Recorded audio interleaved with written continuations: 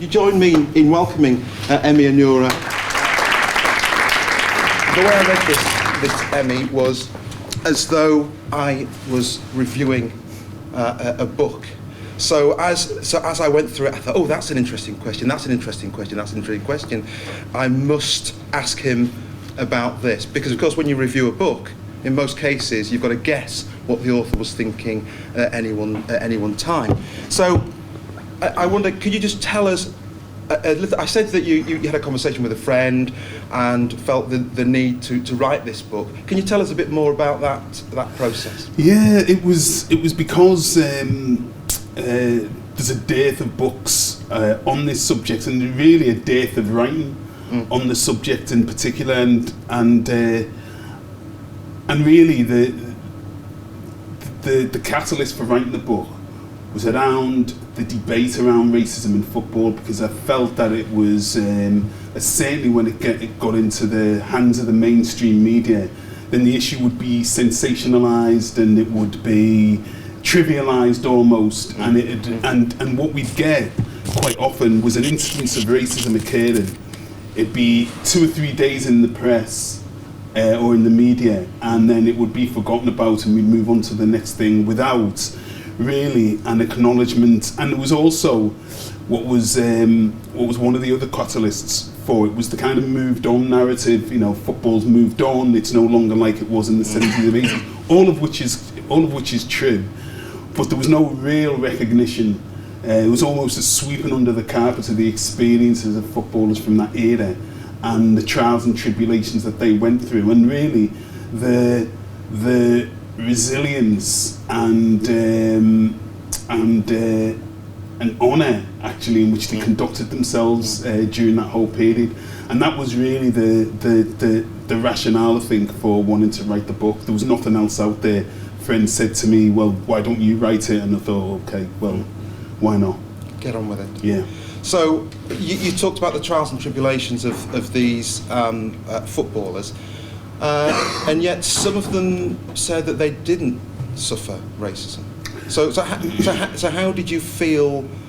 Well, what were you thinking when that came back to you? I mean, you know, what you have to appreciate is and respect on my part was that everybody's experiences or how people experience things is different. It was rare that people say they weren't necessarily aware of racism, but quite often players would talk about the impact of racism being either marginal or of not really of any note, and certainly a lot of players really not wanting their careers to be defined by the issue of racism. So, you know, I thoroughly respect that, and so on. And then there were others whose careers perhaps have been who've been defined by that very thing. So tell us a bit about your 20 players. You interviewed 20 players. Yeah. In reading the book, I've got to say, I loved reading the book, because though it says that, you know, the story of black British footballers, and you get a sense that this is going to be some sort of historical annotation of there was Albert Johansson in the 60s, and then there was.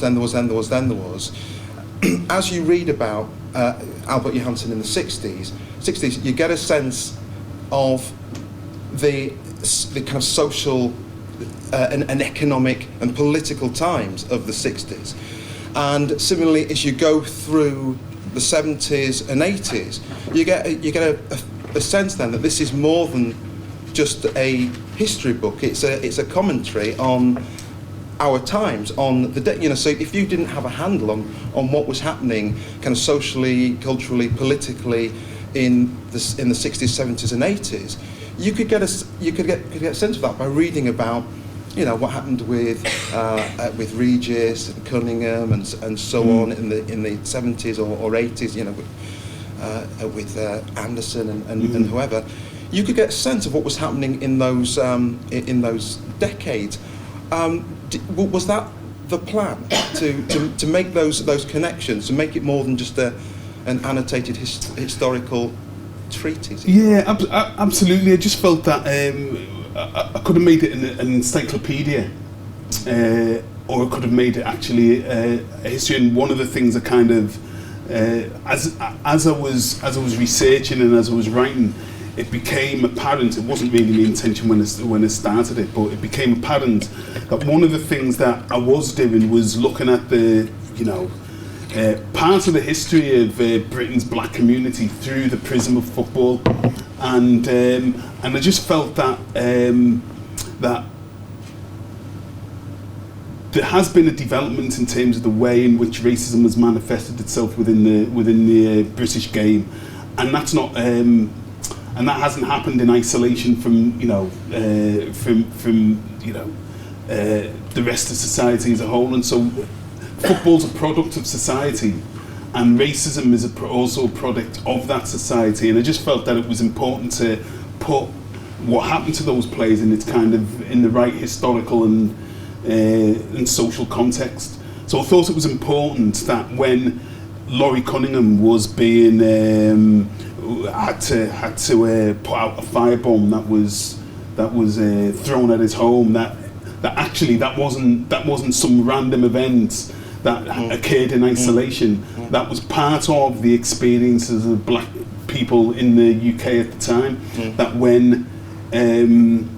when footballers like George Berry were being abused by and intimidated by the National Front, that actually that mirrored what was going on for many other black people across the country. So I thought it was important that those kind of stories and that context was highlighted.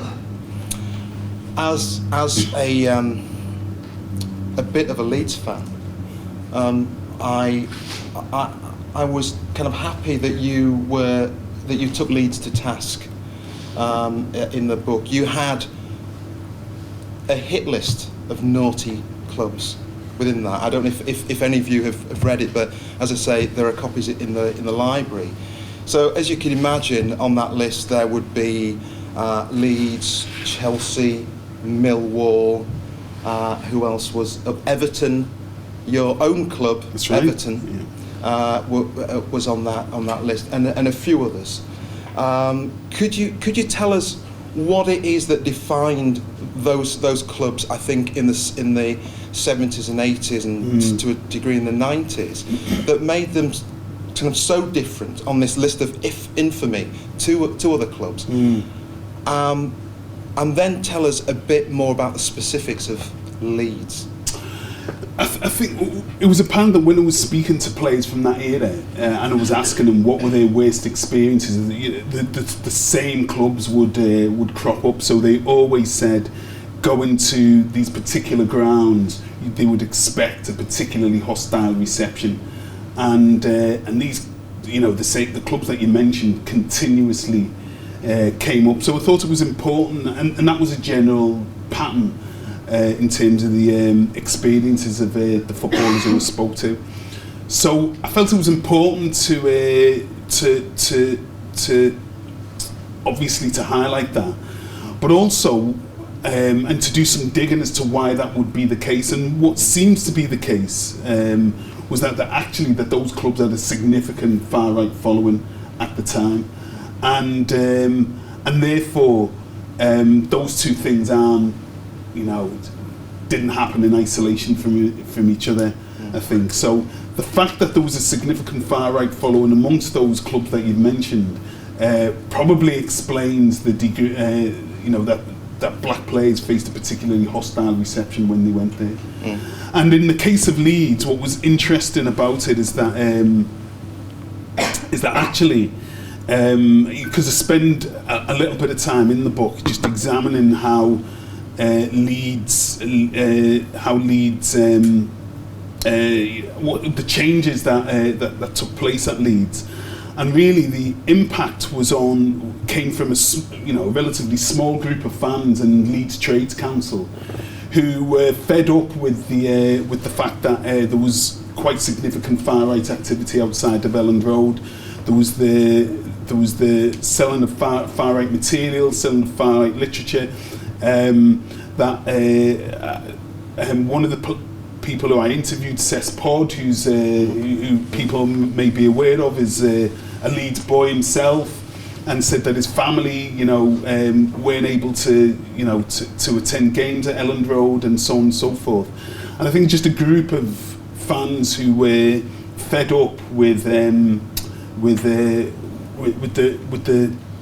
what was going on at the club, and the lack of challenge on behalf of anybody, and particularly the club hierarchy, took it upon themselves to actually write a report which highlighted the incidences of racism at the ground and so on, presented that to the club. The club's response was to kind of dismiss it, and then they took it upon themselves to produce a fanzine, one of the first kind of football fanzines of that era, and took it upon themselves to slowly change the culture and the mood and the atmosphere at the ground, and they were surprised. I don't know how surprised they were, but they found that actually, because they were genuine Leeds fans, they weren't people who were parachuted in, they weren't anti-racist group, they weren't anti-racists who'd been parachuted in from elsewhere and outside. Because they were genuine Leeds fans, they got a voice, and they got support, and that support began to grow, until eventually the club were forced to make public statements, put statements in the club programme. And then eventually the appointment of Howard Wilkinson actually, was a big catalyst in changing the kind of culture of the club. He made sure that community work was done, that players went into schools and encouraged kids from the local area, black, white, Asian kids from the local area to go to the ground and attend games, and that slowly began to change. You made links between racism and the far right, but you also said early on that things have changed today, and of course, most of us would agree that incidents of far right activity, especially at football grounds, has become less and less. It's not completely disappeared, but it's become less and less. So, are you suggesting now? Well, I've read the book, so I know what the answer is. But are you suggesting now that, with that having disappeared, that racism is not a problem now, or is it a different sort of problem that we have?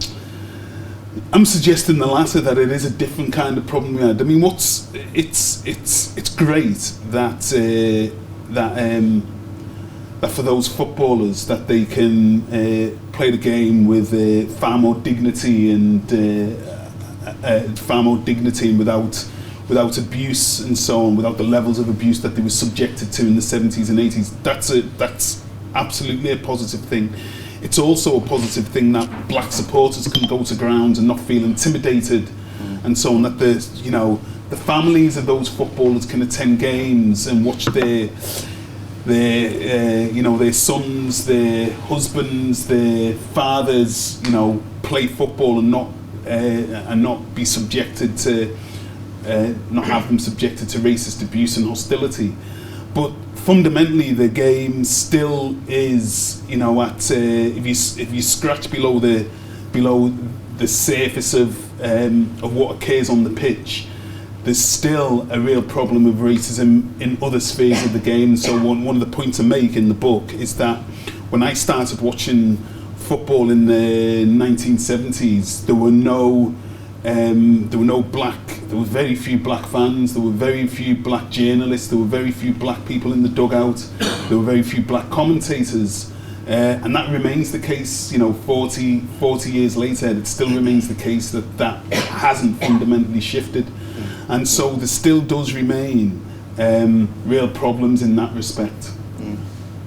You mentioned the media. I wasn't going to get onto this, but you mentioned the media and the media's role in kind of reinforcing notions of race and reinforcing stereotypes and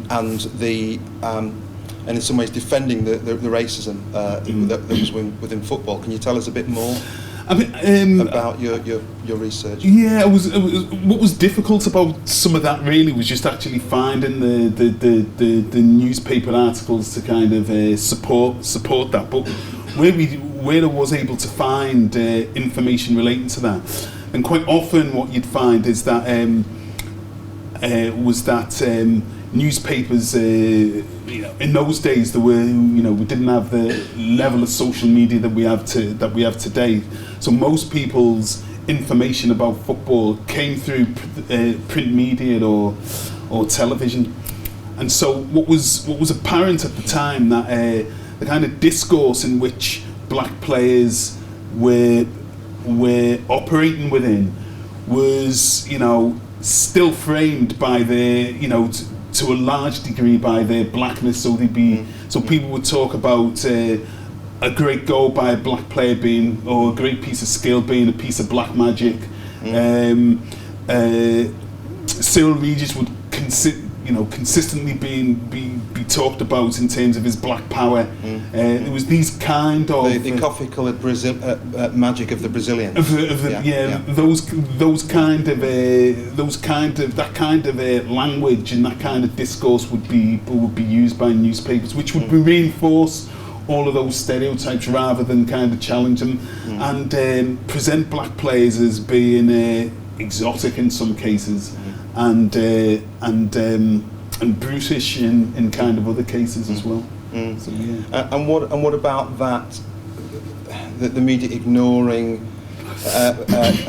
racist episodes on the pitch, and perhaps denying it in the printed versions. I mean, I used to watch Match of the Day, and in those days, on a Sunday afternoon, you'd have your regional kind of football programs. I can't remember what it was over this side of the Pennines, but in the northwest we had something called Kick-Off, and we'd also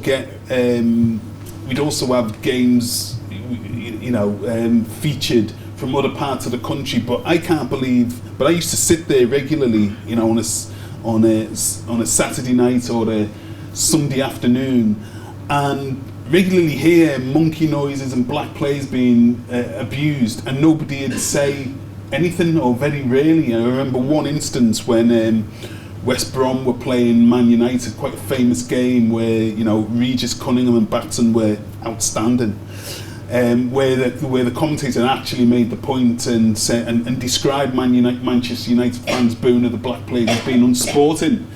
Actually, he described it as unsporting, but those kind of instances were very kind of rare. I even remember, going up to the 90s, and I know he's a big icon, but I remember when Ruud Gullit was playing for Holland against England and was being abused at every single touch, that John Motson had described his abuse as kind of good-natured barracking by the England fans, and I remember thinking, no, actually, this isn't good-natured. This is, abusive. So it was those kind of instances that occurred at the time, that there would be there'd be a complete, it'd be ignored for the most part. Yeah, for the most part, it'd be ignored or kind of dealt with as something mildly unsavoury, but something not to be discussed at any real length. And certainly. In print, there was very few occasions where racism at football matches would actually be discussed by journalists in any, in anything remotely with any depth. Okay, so that was in the past. Where are we now? Now it seems to be, all of these issues are really magnified. It seems to be one of those kind of issues that gets talked about in the same light as when a Premier League footballer is caught, drunk in Benidorm or falling out of a nightclub or something of that nature, or going out with a supermodel. It seems to be in the same kind of vein, and an incidence of racism. So it kind of gets its 24 hours of kind of scrutiny, which is quite sensationalised, and then the issue kind of gets moved on, and there's no real attempt to look at the issue with any real depth. So he's suggesting then that the media are still trivialising. The media they're certainly still trivialising it, and one of the things they're certainly not doing is recognising their own complicity, even historically, in what went on. I mean, there's a famous John Barnes, I remember, famously in the light of the same afternoon when Luis Suarez refused to shake hands with Patrice Evra and reignited the whole kind of debate, the debate again, when it was almost put to bed. That afternoon, I remember he was on, I think it was on 5 Live or something of that nature, and a very well respected football journalist, Patrick Barkley, was talking about what a disgrace it was, and everything else that Luis Suarez hadn't shaken Patrice Evra's hand. And John Barnes was being interviewed and said, well, look, Patrick, when I was being abused all those years ago, and you were on the plane with me when I was in South America being abused by England fans, you didn't say anything. So why is it such a big issue now? If it was a big issue then, it's a big issue now. So there's a lack of kind of recognition of the media's kind of role in allowing a culture of racism to kind of take place unchallenged. So it's always somebody else's. Always somebody else's problem, not our problem. We don't do it. It's nothing to do with those kind of things. Yeah. So what you were describing there with John Barnes was a form of resistance, albeit after his career has ended. You offer some other examples of where footballers used the game, used their position as a way to resist racism or as a way to support anti-racist interventions. Can you say a bit more?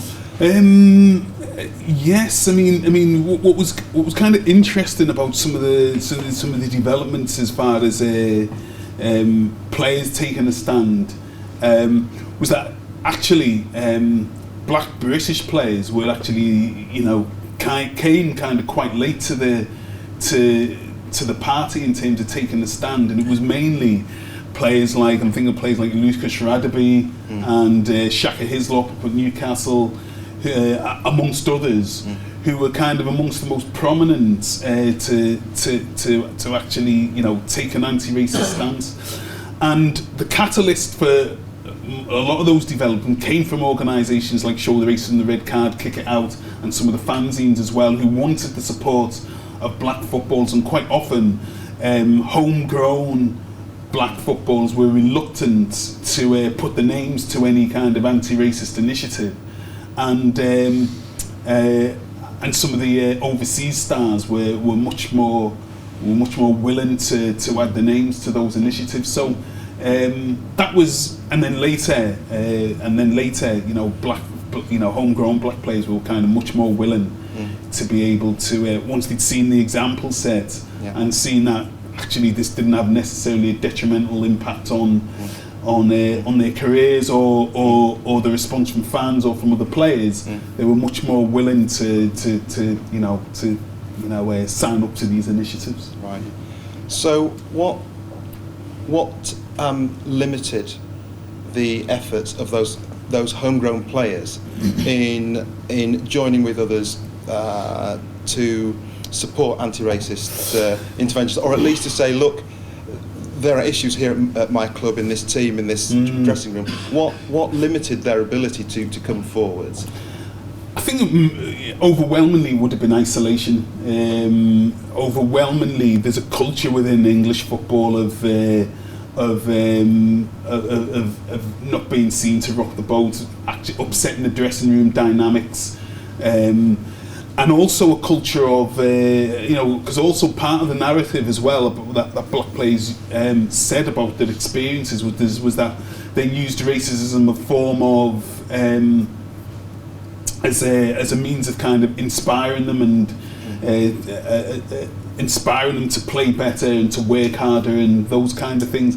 And so part of that narrative was the reason why black players were reluctant to actually make a stand and put their heads above the parapet, so to speak. But some the dynamics within the dressing room is quite a strong pull as well. You didn't want to be seen to. You wanted to be. It's the kind of one of the lads kind of syndrome as well. Taking a stand would have been may well have be viewed as being having a chip on the shoulder, as being as lacking the kind of mental fortitude, as being weak. They were some of the kind of reasons why players didn't make a stand. Right, but some did. But some did. Right. Yeah. So how about Paul Canaville? Okay. So let's. Can you say a bit about Paul Canaville and a bit about his background and some of the issues that faced him? Yeah, Paul Canaville, for those people in the audience who aren't aware, was the first black player to play for Chelsea. It's kind of interesting now that Chelsea very much seen as a multi-ethnic, multiracial, multicultural team. Paul Canaville made his debut in 1982, and incidentally, Chelsea had quite a significant far-right following, to the point where the then manager John Neal admitted that he could not throw, as he termed it, he could not throw the coloured lads in because he was concerned about the way in which the crowd would take to them. So actually, they were having an impact on on team selection. So Paul Canaville was playing non-league football, was signed by Chelsea. After a few months, was selected to play for the first team, made his debut at Crystal Palace, and was and invited friends, family, as you would, to come along to his debut game at Selhurst Park. And as he was warming up, he was on the bench. As he was warming up, he was racially abused by Chelsea supporters. They threw bananas at him, they taunted him, abused him, and so on. It had such a profound effect on him that it affected his game. He couldn't play. He wanted to get off that pitch as soon as possible. And things didn't improve as time went on. Whenever his name was read out and whenever his name was announced by the pre-game announcer, tradition dictates that, your home fans cheer every player. His name was booed. His kit was never sponsored by anybody, by local building contractors, as it was in those days. Didn't sponsor his kit. Chelsea fans chat when he scored a goal against Fulham in a local derby. Chelsea fans said his goal didn't count. Yeah. He was really isolated in the dressing room. He had nobody to speak to, and so on and so forth. And nobody spoke to him about it. And he suffered quite badly. It had quite a profound effect probably on his mental health as well. So unlike today's footballers, he didn't have a network, did he, of to support him? There was no kick it out. There was no show racism the red card. There was no PFA. The PFA at the time didn't have a kind of strong anti-racist stance, and the network of other black players to call upon. He was the only black player at his club until a bit later on. Eventually, he was racially abused by a teammate, which led to which led to a fist fight where he knocked his teammate out, and when it came down to it, they decided that one of them had to go, and Paul Canaville was the one who was sold, and so they were kind of his experiences at the time. So, who does he work for now? He's a Chelsea ambassador. Yeah, he's an ambassador at Chelsea. He does match day hospitality.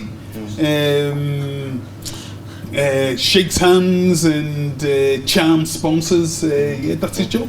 Yeah. Yeah. So there's been. Do you see any irony? Yeah, he's kind of made a certain amount of peace with the club as well, and yeah, there is irony there that he's come back in a kind of ambassadorial capacity, you know. Yes. Many 30 years later. Yes. I tweeted this event out to a few people and asked for a few questions for you, for those people who couldn't make it. One question that came from Dr. Jim Lusted that some people might know in this room was about what you thought about the Rooney Rule. Okay. You know, what you thought about the Rooney Rule, whether you thought it would work in this country, and why perhaps there might be resistance to it. The resistance bit's easy because there is resistance to it, and I think you know, football, unlike many industries, is unlike many industries that are very conservative and so on, is characterised by its complete, to my mind, somebody who's come from a local government higher education background. I'm still surprised by the kind of lack of accountability that there is in terms of appointments and so on and so forth. So it's really, you know, and the networks that are utilised to make appointments. So it's golf buddies and so on and so forth. And so for many clubs, obviously, and many managers and many senior figures at clubs, they want to hire in the way that they've always hired because it works. And they don't really want to, and they don't necessarily see a problem in the way that they hire and fire. For anyone who doesn't know about Rooney, can you just enlighten them about what the Rooney Rule is? Okay, so the Rooney Rule was instigated in the United States. It's what was going on in the United States in American football. Their version of football, which we might call gridiron.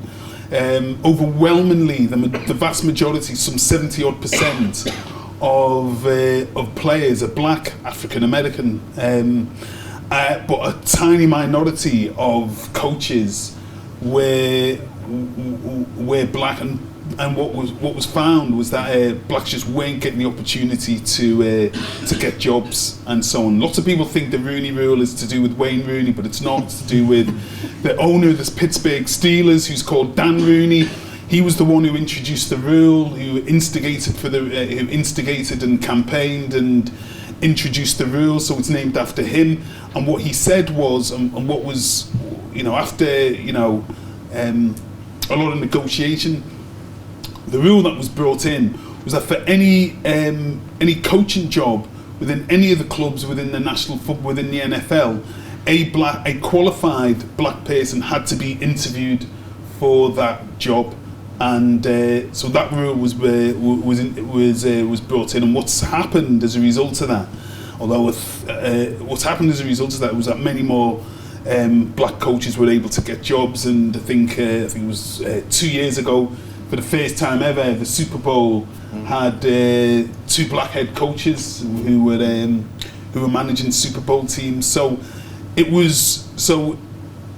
gave black coaches a kind of opportunity to coach at the highest levels. And the debate that's been raging around English football for the last few years, for the last at least 6 or 7 years, has been whether or not we should have some kind of version of that rule introduced into English football. And so I'm a supporter of that, of that kind of initiative, because I think it would do one of two things. It would enable black coaches who are qualified to at least present themselves to a director of football, a club owner, and say, these are my plans. This is my plan for this team. This is how I propose to bring success to the team, and give them an opportunity to then at least put their case forward and talk about their footballing philosophy and how their management of players and how they seek to bring success to the club, and on that basis, they may get hired. You know, so it gives them an opportunity to be part of the selection process. Even if they weren't successful, it might be that another club owner might talk to another club owner and said, we had an interview with person X, they gave a really good interview, we were really impressed. However, we decided to give it to somebody else who had more experience, and so on and so forth. But I think you should, you know, you've got a vacancy, you've got a managerial vacancy, I think this person would be worth interviewing. So it would do that. Secondly, though, it would also, I think, force clubs to actually appoint on merit. And I think ultimately, you know, one of the arguments used about against the introduction of the Rooney Rule is that, you know, appointments should be made on merit. And I argue that football appointments are very rarely made on merit. You know, appointments are made by you know, ex-captains. Quite often get made managers. Managers who failed the first time round are reappointed a few years later. Mourinho's a good example of that. Okay, he didn't fail, but if it was on merit, he probably wouldn't have been sacked in the first place. So there's a whole range of reasons why appointments aren't made on merit, and I think that given the fact that the average lifespan of a manager outside the Premier League is something like 10 or 11 months, it actually might force clubs to think, what type of manager do we want? What does success for us look like? What do we need to do to support our manager effectively so that they can bring success? And it might benefit everybody. That actually it'll mean that whoever's appointed will be appointed on merit, and actually that the idea of instant success, which blights everybody, all managers, irrespective of their, you know, ethnicity. That notion of instant success, clubs might be forced to be a little bit more patient as well. So for those reasons, yeah, I'd support the Rooney Rule. Do you think? I wonder if too much pressure is being put on the Rooney Rule, because it's, you know, it's one suggestion, one intervention. Of course. Because you can still, you know, identify, you know, Emy and Kevin to be interviewed. They're eminently qualified, experienced, but there are still those issues of on the other side of the desk. Of course, there won't be anyone who looks like you or me. Of course, and there will still be other issues that you don't just see in football. You see in other areas, including education. Issues around, you know, unwitting or, you know, implicit bias that will factor in. Of course. So do you feel that there's a sense of desperation around just getting some things in place now? I think there probably is. If I was being honest, you know, there is probably a sense of desperation. I think that desperation is kind of born out of resistance to kind of initiatives that will seek to redress the imbalance in football. So the Rooney Rule seems to be the thing that, you know, a certain layer of qualified coaches are really hanging on to enable them to get a foothold on the coaching ladder. Yes. So I think there is an element of that, and but you are right in saying that the game shouldn't throw all its eggs into the Rooney Rule basket. That there are other issues around administration, the way in which you know, who makes decisions in terms of the way the game's run, issues around ownership. Okay, you have to be a multi-millionaire to own a championship club. You have to be a multi-billionaire to own a Premier League club. And unless you're from abroad, there's not many ethnic minorities who fall into those categories. But nonetheless, we could see, you know, there are still, in my opinion, eminently qualified people who are there. And one of the things about football as well is actually, it'd be nice to see football people make kind of footballing decisions. Because quite often you get businessmen, with all due respect to them, and it usually is men, you know, businessmen who've had success in sports retail or in telecommunications or in computers, making kind of footballing decisions, not making any names, but you know, Ashley and Ashley and who's the other one who we just mentioned? Ashley and Sugar were two people who are kind of sprung to mind, amongst others, because they're not the only ones. But it'd be nice to see kind of football people making footballing decisions, because quite often you get people who've been very successful in one sphere of industry making footballing decisions, which, you know, you question, you know, their capability to do that. Yes. So, and I think that, and there are obviously eminently qualified former black footballers who can assist in making some of those footballing decisions about the appointment of coaching staff and the, you know, the recruitment strategy in terms of players as well. I am, in a moment, I'm going to open up the floor to questions. But before I do that, can you tell me a bit about the highlights of writing this book? Perhaps something, you know, anything that you may not have had time, you know, space to put in the book, or just some of the highlights of writing this book. There were so many highlights. You know, there were so many highlights in the book, but in terms of writing the book, but there's just one of the highlights was obviously meeting people who had admired and who had admired from afar, and getting the opportunity to sit across a coffee table or speak to on the telephone and get their insights into the game. Could you name some names? Give us an example of the people you spoke to. I remember phoning Seth Pod from. It cost me a fortune because he lives in St Lucia, and I phoned him in the middle of the afternoon on landline. Oh no, sorry, on my mobile phone, and it cost me a fortune when I got the bill. I saw how much this particular phone call cost. It cost me about £40 to phone St Lucia for an hour and a half or something like that. But Seth was a really good person to speak to, because actually of this whole generation of footballers, he was kind of one of the first. And one of the things he said was that, which was a real kind of revelation to me, was that Seth played for Bradford City. He's from Leeds and he played for Bradford City. And he said that he had opportunities to go to other clubs for far more money than he was on, and much higher profile clubs. But Bradford City made him feel safe. He knew the setup, he was happy there, they were good to his family. His dad used to go to away games on the official team coach. They looked after him, they treated him as family. He didn't want to go elsewhere because of his experiences of racism. He would have to start again, and he knew he was safe at Bradford City. And so that was kind of a really interesting revelation, that actually the impact of racism held his career back in some ways.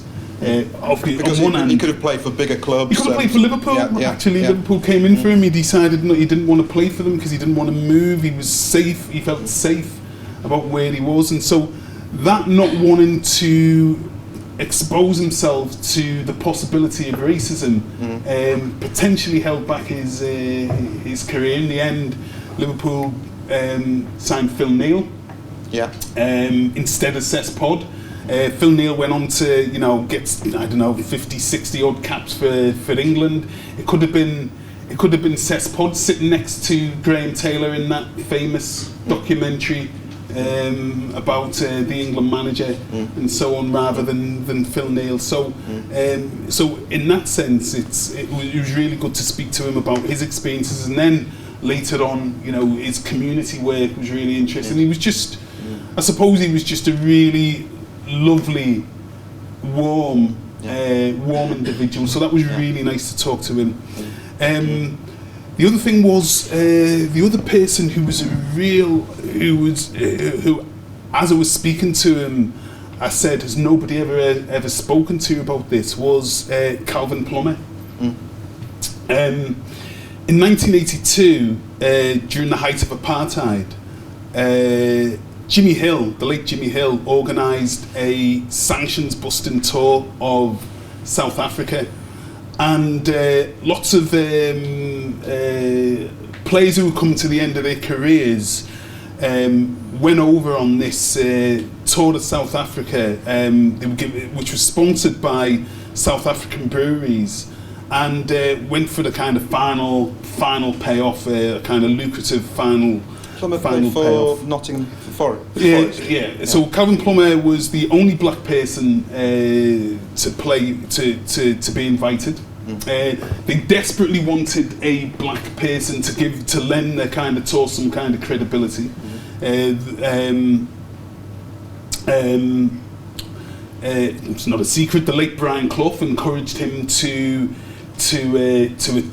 go on this tour. Calvin was 19 at the time, and at the time he says he was really naive. He knew very little about. He knew nothing about apartheid. His manager said it was a good idea to go. He said he'd be able to go and he'd be able to earn some good money, and so on and so forth. And he asked his parents. His parents were kind of naive about apartheid as well. Incidentally, other black players like Dave Bennett, who played, ex-Manchester City, ex-Coventry City, were also approached, and Dave went to asked his dad about it, and his dad told him in no uncertain terms that he wasn't to go. Dad was kind of far more savvy than Calvin Plummer's parents about the vagaries of apartheid. But it was really interesting about his experiences of going. He ended up not playing he ended up actually not playing. The tour ended in chaos. There was lots of anti-apartheid, the anti-apartheid movements and other anti-apartheid organisations effectively scuppered the tour. And so that was really kind of interesting about his revelations in that book. So that was kind of, because I remember the time, so I was really keen to kind of speak to him at the time, and I remember thinking he won't want to speak about this, but he was really willing to talk about it. And the final thing that was really interesting was actually, aside from the issues around the experiences of racism, was actually putting together the best British black 11. So that was your final chapter? That was the final chapter, yes, yeah. Where I'd asked each of the people who I interviewed what was their best black 11. So they were all asked to name their best black 11. Do you want me to read them? Yeah, if you would. And I got to compile who they were, and actually that was brilliant. Just talking football, and people asking me, well, who were the people selected to play in centre mid or in defence, and so on and so forth. Goalkeeper, David James. David James. Okay. Right back, Viv Anderson. Left back, Ashley Cole. Centre back, Rio Ferdinand. The other centre back, Sol Campbell. Holding midfielder, Paul Ince. Attacking midfielder, Laurie Cunningham. Attacking midfielder, John Nee Barnes. Striker, Andy Cole. It was Andy Cole, yeah. Other striker, Cyril Regis, and the subs, what a bench. Les Ferdinand, Paul Davis, David Rocastle, Rocky, and Des Walker.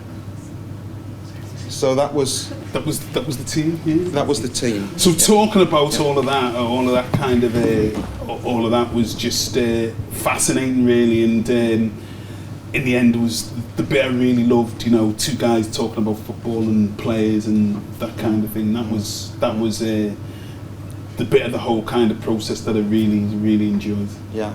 Well, we've got a bit of time to take a few questions.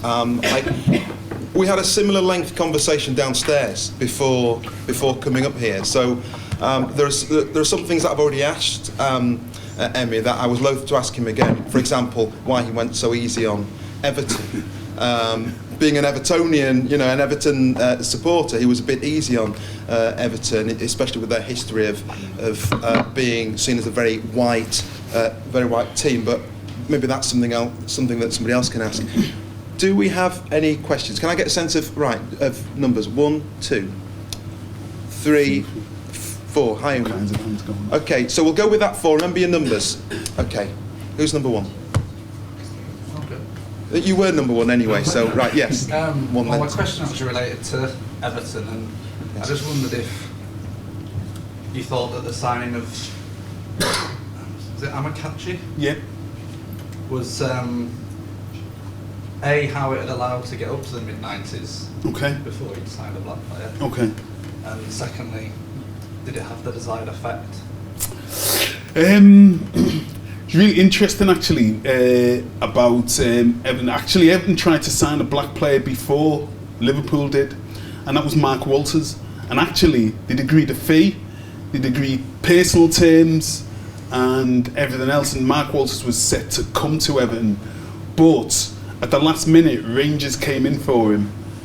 He went up to Rangers, saw the setup, got the opportunity to play European football because he'd missed out on Villa's 82 European Cup campaign because they'd sacked the manager a few months before, and essentially the senior players had picked the team, and all the young boys, of which Mark was one of them, were kind of shoved to the sidelines. So one of the things he wanted was kind of European football. So to answer your question, I suppose, why did it take so long for Everton to sign a black player? It's a really good question. And there was a odd period of time that I remember where Everton were actually linked with where the club, every single black player who came along at the time, Everton were linked with them, but were saying things like, yeah, but we're not prepared to pay the fees, too high. So actually they were saying that they were linked with a black player, but actually weren't prepared to do what it takes to pay the money, the transfer fee, to do it. So why that was the case, we can kind of speculate, but what was interesting is that the Howard Kendall's second spell as Everton manager, he resigned when the club refused to sanction the sale, the buy-in of Dion Dublin. It was the only time that they'd done that, and so it's kind of interesting that was the case. I think the signing of Amakachi actually didn't really have the desired effect. I don't think it was probably later on the signing of Kevin Campbell, who in a really poor Everton team almost single-handedly kept Everton up, and then he went on to become captain. It was probably the signing of Kevin Campbell that things began to change at Everton, and it gave that section of the crowd who were fed up with the racism a bit of courage, if you like, to kind of make a stand on things. So I think that's probably the reasons. Yeah. Jonathan. You were chastising the media for their reluctance to accept any kind of responsibility in this. Fair dues, but my big bugbear is the sporting institutions themselves, who refuse to accept or keep ducking the issue. It's not just football. We've seen it just this week with the RFU, and time again, the sporting institutions don't play the kind of role that I at least think they ought to be playing. The Premier League had its racial equality standard, but refused to impose it and take out any sanctions against clubs who did nothing on it. So I was wondering how you would hold sports institutions to account to make sure that they do represent the best interests of the people within their sport. I do have a go with the media, but my ire is aimed primarily at the sporting institutions, actually, and the FA and the leadership of the game. So don't get me wrong. I do not let them off the hook, actually, in the book at all. Well, if you'd like to interview me in your next book, then I'll... Okay. I mean, the issue is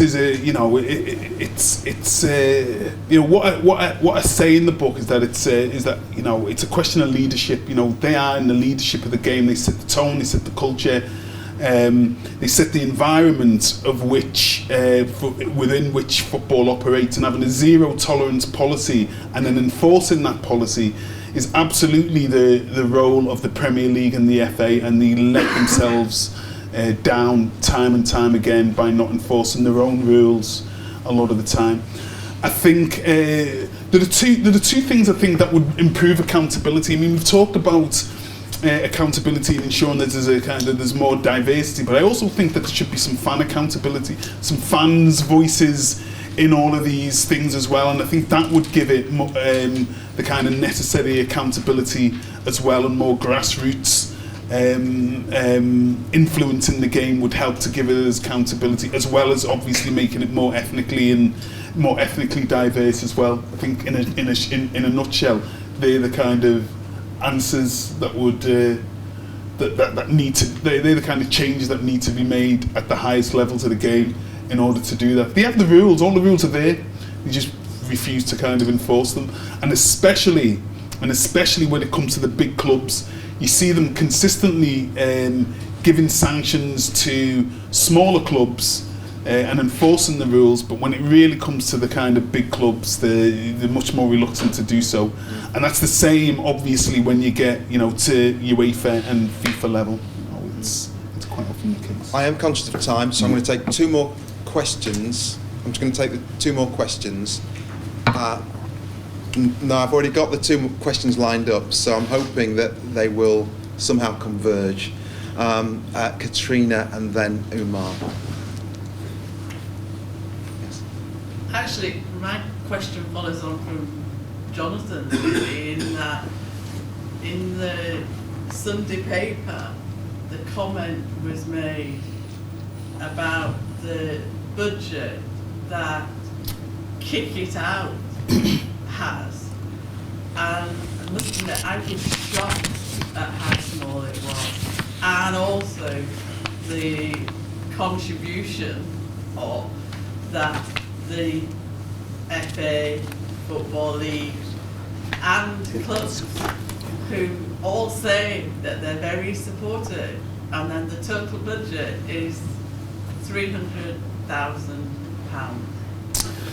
So, I saw the article. I've just got a copy of it here. My brother, who's an ex-footballer, is also a trustee of Kick It Out, and he said, it operates above a bookies, a tiny little office, and they coordinate the whole range of anti-racist initiatives across the whole game, and at grassroots level on a shoestring, with a minimum amount of full-time staff and a load of volunteers, and you wouldn't believe actually the lack of resources that are at the disposal when you compare it with the money that's awash in the game that goes mainly into players and agents' pockets. So yes, there's a massive disparity between the amount of money that is available and the amount of money that organisations like Kick It Out get. So that's why, I suppose, when the T-shirt campaigns came in a few seasons ago, where you had some black players refusing to wear the Kick It Out T-shirts, I felt, as obviously did Kick It Out, I felt a little bit that they were targeting the wrong people, but I kind of supported it on the other hand, because it was a way of being able to make a stand and highlight some of these issues. But Kick It Out, for what it does, actually I think does a pretty good job given its resources. Umar. It'd be nice to hope that when the Premier League's kind of TV money kicks in at the start of next season, that it'll be that'll change. My question: I've read a lot of literature about black players, and they were traditionally picked in certain positions. Dan just told me called stacking, so they were picked on the wing for kind of pace and power.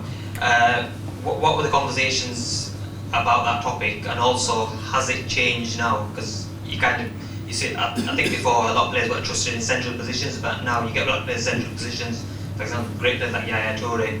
But again, a lot of their attributes are all about power and kind of pace, and they're obviously Yaya Toure. They obviously is very lazy as well, really. So does stacking still exist?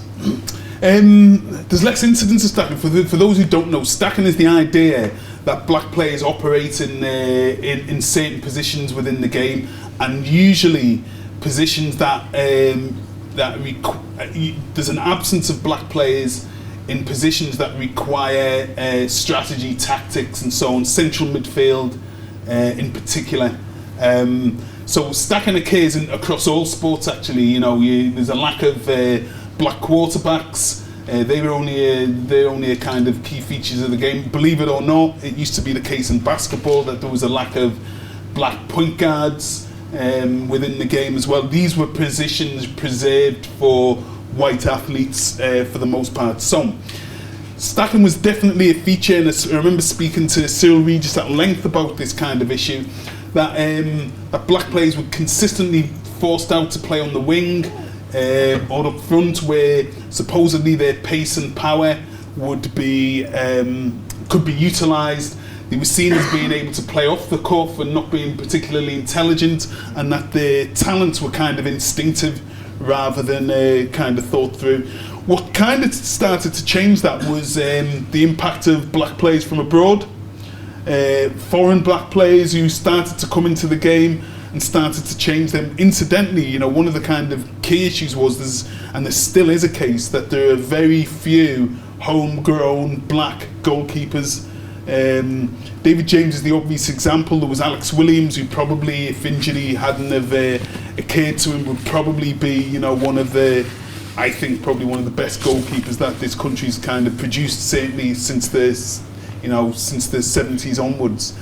Alex Williams was kind of one of the very few black goalkeepers, but that's starting to change in the game. I think it's the impact of overseas stars that's begun to change the mindset of coaches and people within the game as a whole. But you made a point of talking about Paul Davis, not fitting that stereotype. Yeah. He played in the middle of the park, wasn't particularly strong or fast, but Yeah. Paul Davis actually was, for anybody who's an Arsenal fan or who remembers Paul Davis playing, Paul Davis didn't fit any of those stereotypes. He wasn't tough, he wasn't quick by any stretch of the imagination, but he was, but in a really successful side, George Graham's side. And he was also, in a side that was kind of had a reputation for being kind of quite spiky and for being quite a physical side.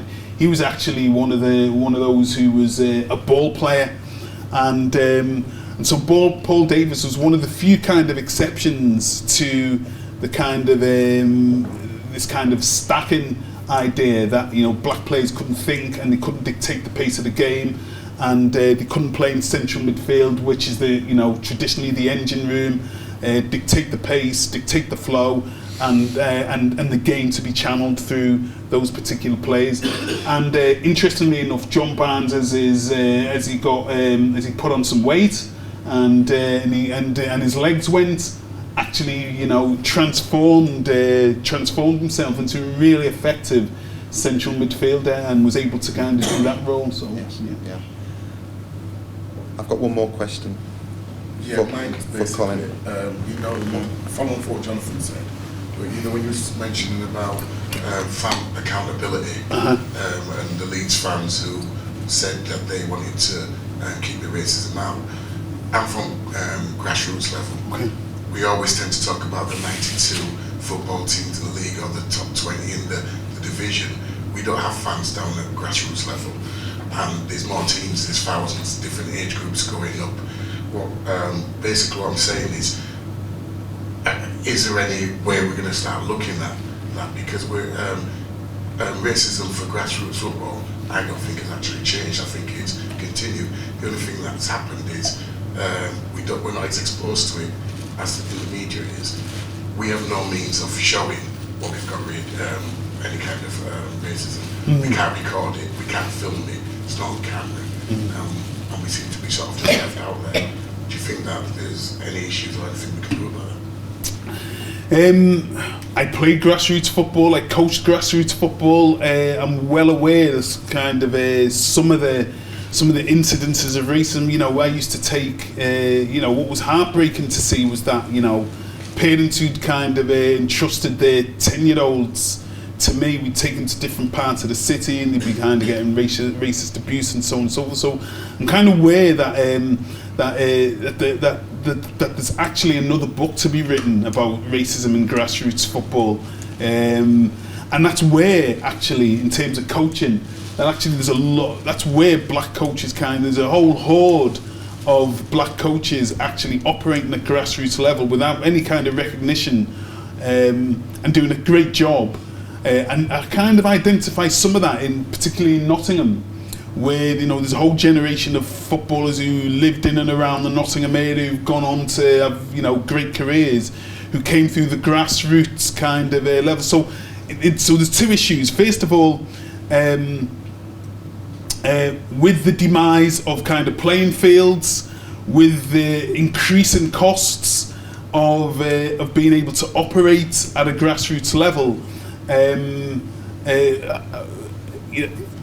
just to give you a kind of anecdotal example, the ground fees in one part of Liverpool went from £100 to £100 a year to kind of £800 overnight, almost from one year to the next. £800 then becomes prohibitive. You cannot run.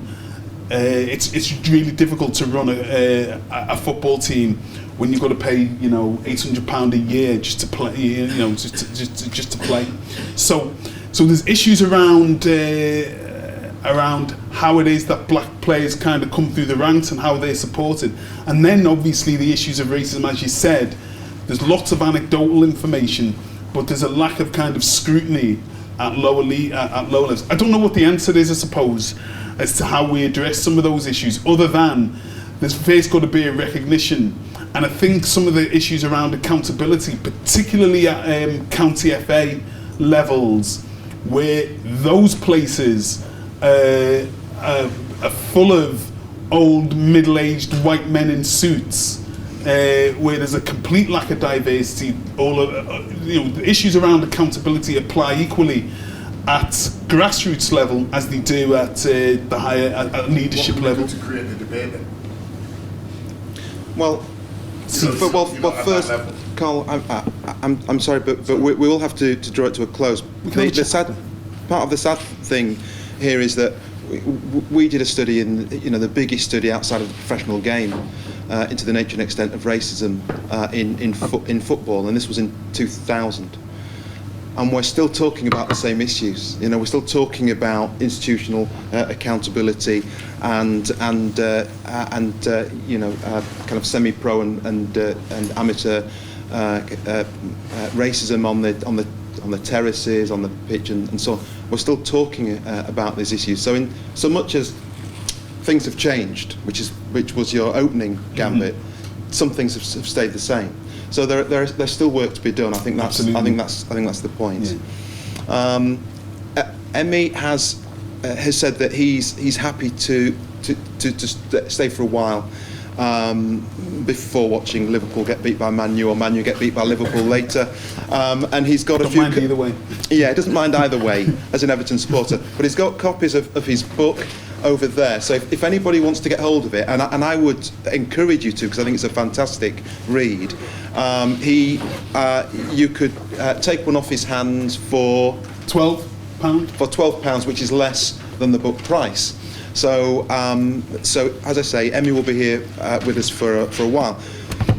But I wonder if you could join me in thanking Emy for coming down and giving us this stimulating talk, this stimulating conversation. It's been absolutely fantastic for me to have him here in Leeds, and I hope he comes back very soon.